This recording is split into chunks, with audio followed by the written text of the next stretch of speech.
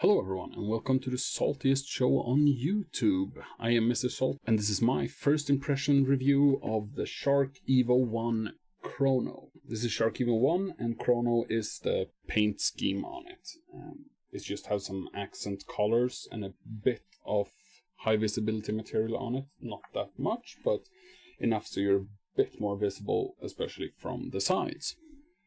Okay, since it's winter here in Scandinavia, this will simply be my first impressions of this helmet. I haven't been able to ride with it yet since it's January now, so I won't be able to ride with it until April, I guess. So we'll have to wait for the full review to come out this summer, because I need to ride with it for a bit until I can give my final verdict. But this is my first impression and just a run through of why I got this and some of the features on it. Well, I think I will go through all of the features on it, but still. Okay, first of all, I got this at a Swedish store called handelsboden.se. And I'll put a link down in the description. This isn't a sponsored video or anything, but if someone in Sweden wants to get the same helmet, I'll tell you where I got it. So the link will be in the description, as I said. Okay, so why did I get this? Firstly, it's because I ride a cruiser and I ride medium to long distances. And for me, the main function with this, why I got this, is that you can actually pull the shin bar. It's hard to do when you're not wearing it, but you can pull the shin bar all the way back. And now it's a full face. And now it's an open face helmet, is what I'm trying to say. And this is perfect for when you're riding long distances and you get into a part where you ride through towns or low speeds in hot weather, and then you can open it all the way up and actually get some air through to your face, because so you don't, sweat to death. And then when you get out to the highway again, you just pull the visor back down and it clicks into place, and now it's a full face helmet again. Something to note here is that it's ECA rated both as a full face helmet and an open face helmet, which means that it's perfectly legal to ride with it in both configurations, which is nice, especially in Sweden. The cops can be a bit dodgy with keeping track on everyone's helmet, which is good. We should be safe when we're out there riding. But it's worth noting that it's perfectly legal and perfectly safe to ride with in both configurations, which I love. When I started researching this helmet and trying to decide if I should get it, I read some reviews online, which says that since this comes ready for a pin lock visor, and they include a pin lock visor in the box, but they say that when you open it, the pin lock visor can catch on the shell of your helmet and actually scratch a bit, which means that some people have been complaining that after just 4 to 6 weeks of riding, the pin visor is so scratched up that you can't use it anymore. But I've also read a lot of reviews of people saying that when this happens, they've just contacted Shark and they have gotten a new pin lock visor for free. And of course, it's a bit of a hassle, but changing your pin lock visor is super easy, so I find it silly that people are actually complaining about this. Yeah, it is a design flaw, but it's not a major one. Okay, so let's go through and see what we get in the box with this. Firstly, you get your helmet bag, thingamajig cover. I don't know what you call this, but it's especially good for people like us living up here where it's cold all year round.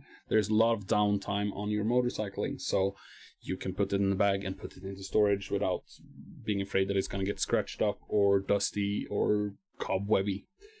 They always get cobwebby even if you have them in a bag, but that's what happens. That's how it is. The next thing you get in your box is the pin lock visor. You get a clear one in the box, but you can order them in a light smoke, a dark smoke, or a yellow one. Why anyone would want a smoked visor, I never understand, especially on a helmet that has a drop-down sun visor. But I guess some people like them for their cool factor or whatever, but you can get them at least, but you get a clear one in the box. Another thing you get in the box are these. As I understand it, these are actually required if you live in France. What they are is just reflective stickers that you need to put on specific places on your helmet if you're going to be riding through France. I have a question for you guys. If anyone knows the answer, please write me below. But because I will be riding through France next summer, do I really need to put these on my helmet for France? And if I understand Swedish helmet law correctly, it says that you can't put stickers on your helmet. So does that mean that I have to take them off when I get back into Sweden, or can I just leave them on then? If anyone knows, please write me below. But you get these in the box at least. So, and then you get this. And Shark decided in all their wisdom that we are too good for ordinary paper user manuals. You got one on CD. Well, I guess it's a DVD, but still. What's wrong with a normal paper one? The problem for me was that when I got this, I was home for Christmas at my mother's place, and I didn't have a computer with me. So I couldn't read the manual, and it's a bit tricky getting the shin bar back to its original position if you don't know exactly how you're supposed to do. So I had to Google it, and I found the user manual online. I read it there, and I'll read it to you. It's extremely badly written, and I explain what it actually means. So, but you get this in the box, and of course you get your warranty card and stuff like that. So, okay, this is what the actual instruction says. To go from open face to full face. This transformation is equally easy. Your visor screen may be either in low or high position. It will slightly go up automatically, auto down. Grab your shin boil while placing your left hand thumb as per shown figure A and tilt it forward figure B to C, while drawing aside it slightly. Once the shin section is in the low position, you need to hear 2 clicks to carry out its complete locking, figure D. So basically what that means is, let me get it in the open position. What that means is that to get it back to a full face helmet, you need to place your thumb here. Here you have a plastic part that the visor actually goes into. So you place your thumb just before that, and then you pull out away from the helmet. So you use your thumb as kind of a crowbar. So you push it out a bit, and then you can push it up. And I'll show you this as well. Sorry, it's hard to do this when you're not wearing the helmet, but with the visor down. So if you start moving it up, and then you see the visor will go up as well. And then you can bring it down, and you will hear 1 click and 2 clicks. And then you can bring your visor back down. So that's basically what they're trying to say. They're failing hard, in my opinion, but it might just be me that's stupid, but I couldn't understand those instructions at all. So it took me a good 10-15 minutes to get it open. It was family entertainment though. My entire family was standing around the kitchen table where I was sitting, just laughing at me because I couldn't close a freaking helmet. But now when you actually understand how it works, it's super easy to do it, but you need to actually understand it to do it, right? The second reason I got this helmet is because it's super feature packed. It's feature dense even, or whatever you call it. But let's go through some of those features. Firstly, of course, as I said before, it's so hard to do this when you're not wearing the helmet. You have the, if I can find it, there. You have the sun visor built in, which I think it's mandatory, because I can't be bothered with wearing sunglasses or anything like that.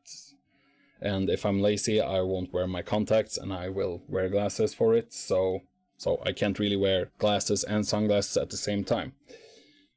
So I think it's awesome, especially since I drive through Norway and Sweden a lot, and even if it's a sunny day, you drive through the forest or tunnels here in Norway. I live in Oslo, and you can't throw a rock here without hitting a tunnel. I don't know what you're doing throwing rocks, but still.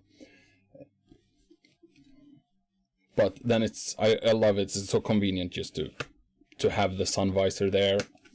All the helmets I buy are with sun visors. I love it. But that's me. And for ventilation, you have a small slit here in the front. I have read some complaints online that people think this is way too small and doesn't let in enough air. I'll show it to you. It's just there in front.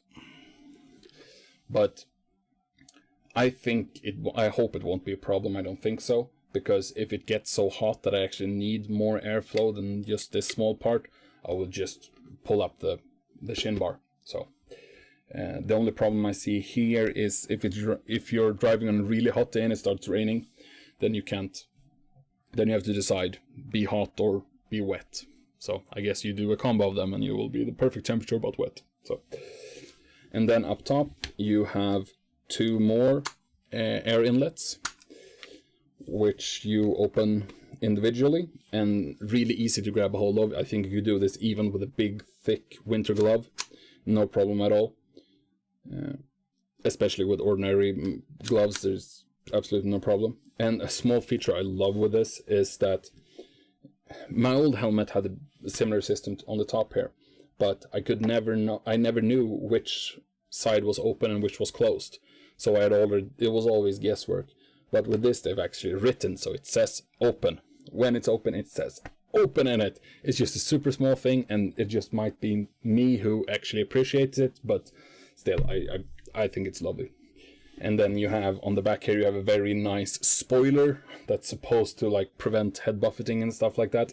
I don't know how well that will work, but either way, it kind of looks cool, you know? It's a spoiler, man. I have a spoiler on my helmet. So you get more downforce, you know? Take those corners a bit quicker. No, it's not for that. But, and then if we look on the bottom of the helmet, here in the actual shin piece, you have what you call this, a neck curtain thingy, which if you are not like me, if you don't have a beard, you can use this and actually block any airflow coming in from under the helmet. For me, I have a beard, so I just love the feature that it actually goes all the way in. So it's not in the way, so I actually can fit my beard in this helmet, because otherwise, okay, it's a hard thing if you have a beard and you drive a motorcycle with the full face helmet, because it messes your beard up something horrible. It's like, you know, if you have a hat on and you take off your hat when you get inside and your head looks, you know, your hair looks horrible. It's the same thing, but for your beard. So it's no fun. But with this, it won't be as big as a problem, because I can just shoot my beard through the bottom here. And if you end up using this, before you pull your shin bar actually over your helmet, you need to push this in, otherwise you could actually break it off. It doesn't automatically go in, so you need to push it in first, and then you can pull your shin bar up. And as most helmets in this price range, it already has pre-made pockets for speakers for a Bluetooth or intercom system, which is nice. And you can also get these ready for Shark's own Bluetooth system, where you actually have a small pocket here in the back where you can put your battery pack and stuff like that. This one isn't ready for Shark's Bluetooth. I don't think so, at least. It doesn't really matter for me. I'm not going to be using Shark's Bluetooth system on this, but still. And the last thing I want to talk about is mounting real estate. This helmet doesn't have a lot of it, unfortunately for you guys who like to ride with a million things on your helmet. Firstly, this entire space on the top of the helmet you can't use, since the shin bar will actually be swinging up and down here. You can't put any cameras or anything like that on top. All you have is a small space on the side, on both sides of course, but I don't think this should be a problem to fit intercom system on one side, and if you want a camera on the other side. I will experiment a bit when the summer actually arrives, see if I can make a motovlogging setup with this helmet. Hopefully it will work. We'll see. Otherwise, worst case scenario, I will have to mount the camera to my bike, so it shouldn't be a problem. The last thing I want to mention about this helmet is that fitment wise, I went one size up. I'm a 57 centimeter head size, and they actually recommended a medium for me. But all my other helmets are large, so I've never tried a medium helmet that fits me. So I decided to try it in large, and it fits me perfectly. It's a bit snug and it hurts just a little bit, but they say the foam will adapt to your head, so you're supposed to get one that's a bit too tight for you. So I think this one will be perfect after I've been riding with it for a few months. I paid a little over 40,000 Swedish krona for this, and I'll put it up here in euros how much that is, and I'll put it here in dollars how much it is. Editing! I'm so good! No, I'm not, but still. This has been my first impression review of the Shark Evo One. And if you could hit that like button and the subscribe button, I would really appreciate it. And thank you guys for watching. I'll see you in the next episode.